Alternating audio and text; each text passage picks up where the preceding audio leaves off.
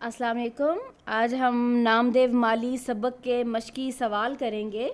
سب سے پہلا سوال ہے، نامدیو نے پانی کی قلت کے زمانے میں چمن کو کیسے شاداب رکھا؟ جواب: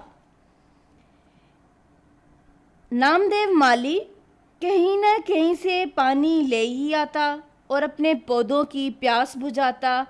جب پانی کی قلت اور بڑھی تو اس نے راتوں کو بھی پانی ڈھو ڈھو کے لانا شروع کیا۔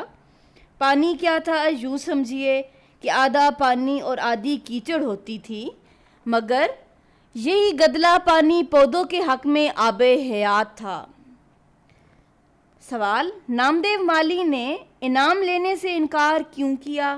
جواب: جب مصنف نے نامدیو مالی کی بے مثل کارگزاری پر اسے انعام دینا چاہا تو اس نے لینے سے انکار کر دیا، اور اس کا کہنا تھا کہ اپنے بچوں کے پالنے پوسنے میں کوئی انعام کا مستحق نہیں ہوتا، کیسی ہی تنگی ترشی ہو تو ہر حال میں کرنا ہی پڑتا ہے۔ سوال: لوگ بچوں کے علاج کے لیے نامدیو کے پاس کیوں آتے تھے؟ جواب: باغ میں رہتے رہتے اسے جڑی بوٹیوں کی بھی شناخت ہو گئی تھی، خاص کر بچوں کے علاج میں اسے بڑی مہارت تھی۔ دور دور سے لوگ اس کے پاس بچوں کے علاج کے لیے آتے تھے۔ وہ اپنے باغ ہی میں سے جڑی بوٹیاں لا کر بڑی شفقت اور غور سے ان کا علاج کرتا۔ سوال: نامدیو کی موت کا سبب کیا تھا؟ جواب: ایک دن نامعلوم کیا بات ہوئی کہ شہد کی مکھیوں نے حملہ کیا۔ سب مالی بھاگ بھاگ کر چھپ گئے۔ نامدیو کو خبر بھی نہ ہوئی کہ کیا ہو رہا ہے۔ وہ اپنے کام میں لگا رہا۔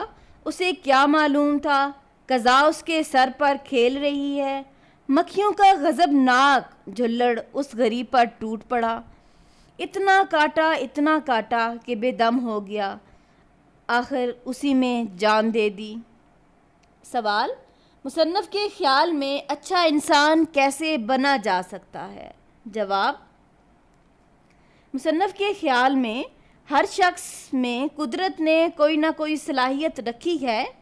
اس صلاحیت کو درجہ کمال تک پہنچانے میں ساری نیکی اور بڑائی ہے۔ درجہ کمال تک کبھی کوئی پہنچا ہے نہ پہنچ سکتا ہے، لیکن وہاں تک پہنچنے کی کوشش ہی میں انسان بنتا ہے، یہ سمجھو کندن ہو جاتا ہے۔ آخری سوال ہے، نامدیو مالی کے اوصاف میں سب سے نمایاں وصف کیا ہے؟ جواب: نامدیو مالی کے اوصاف میں سب سے نمایاں وصف اس کا کام سے سچا لگاؤ اور محبت کرنا ہے۔ تو یہ ہمارے سوالوں کے جواب تھے جو مکمل ہو گئے ہیں۔ ویڈیو اگر آپ کو پسند آئی ہے تو لائک کریں، چینل کو سبسکرائب کریں اور اپنے دوستوں کے ساتھ شیئر کریں۔ اللہ حافظ۔